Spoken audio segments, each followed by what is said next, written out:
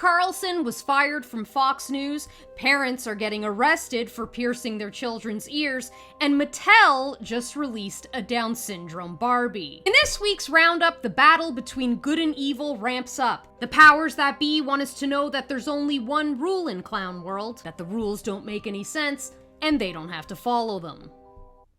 Alright, so I guess there's two rules. Sorry. This reality was perfectly illustrated in our top story when a father was arrested for piercing his son's ear. For what? Because I said it. What are y'all doing? Why are you involved?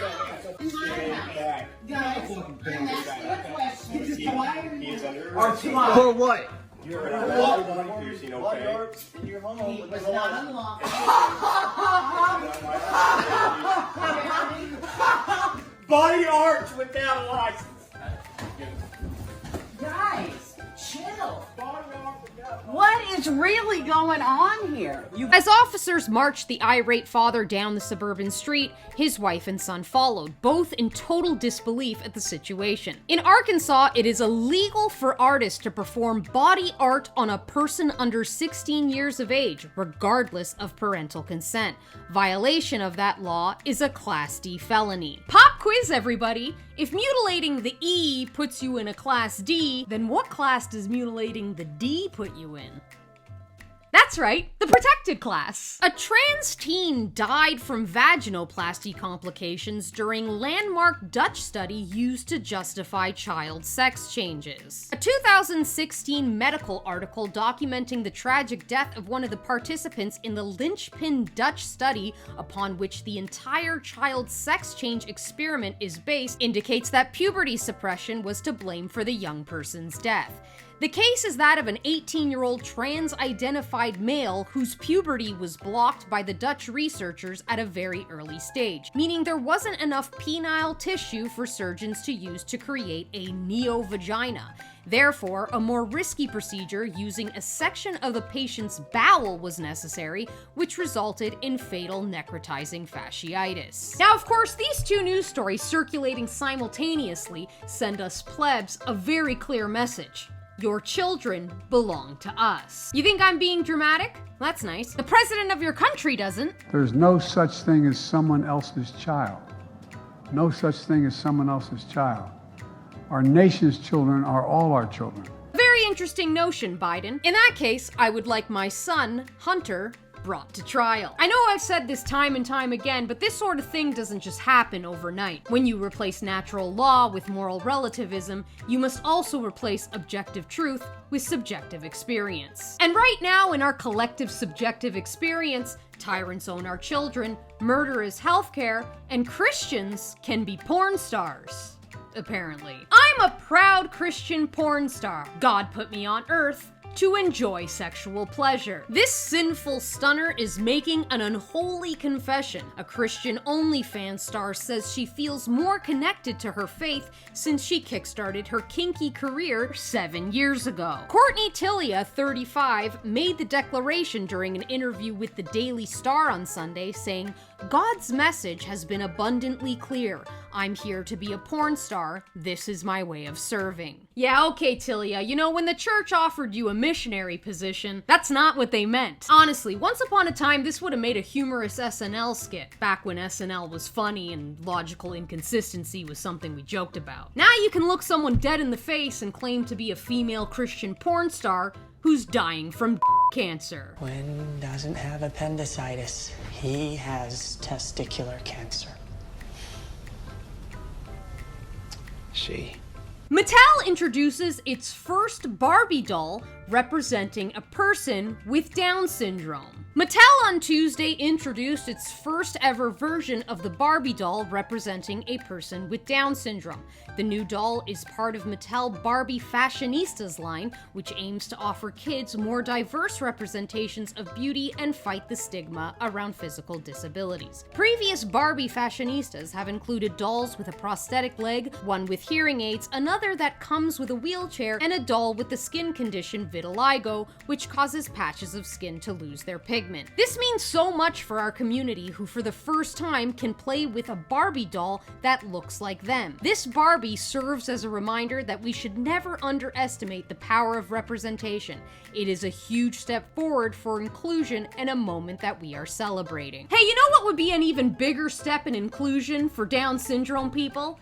If you stopped excluding them by murdering them in utero. This story really sums up the empty virtue signaling bullshit our society loves to partake in, doesn't it? It's standard practice in pregnancy to screen for Down syndrome so that you could kill the baby before it has a chance to inconvenience your life. But don't worry, if one of them manages to squeak by detection, Inclusivity Barbie will be waiting for the little for the low price of $16.99. Speaking of prioritizing things over your own offspring, a Toronto woman claims to feed her daughter crickets as a source of protein. It saves hundreds on my grocery bill. This tip may bug some parents. In a new essay for Insider, food writer Tiffany Lee revealed that she feeds her 18-month-old daughter crickets as a source of protein, claiming it saves her hundreds of dollars on grocery bills. The Toronto mom started to supplement her daughter's more costly protein diet of beef, chicken, and pork with whole roasted crickets, cricket protein powder, and Cheeto-like cricket puff snacks. She said she's been able to cut down her grocery bill of $250 to $300 a week to between $150 and $200 per week. And what does she do with all that money she saves? She buys herself designer handbags. Obviously. Now, some of you might be asking yourself, how does a woman like this sleep at night?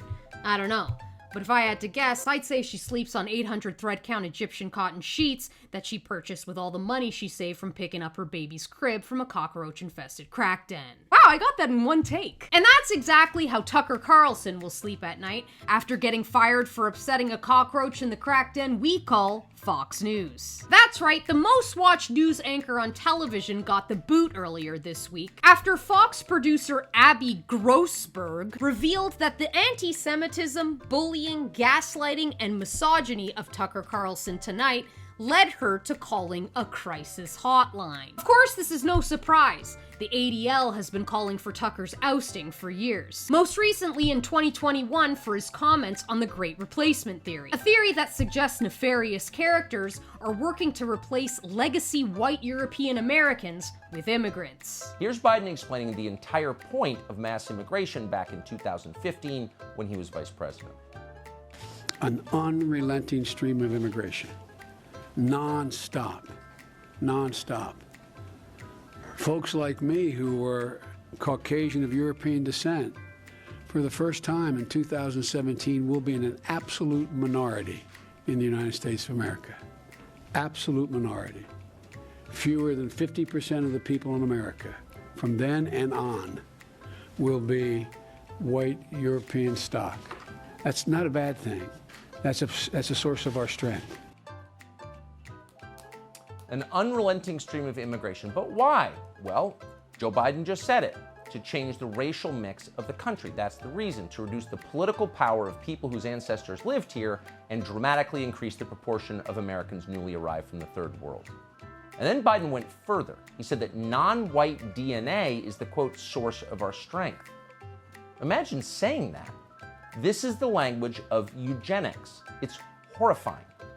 But there's a reason Biden said it. In political terms, this policy is called the Great Replacement, the replacement of legacy Americans with more obedient people from faraway countries. They brag about it all the time, but if you dare to say it's happening, they will scream at you with maximum hysteria. And here you have Joe Biden confirming his motive on tape with a smile on his face.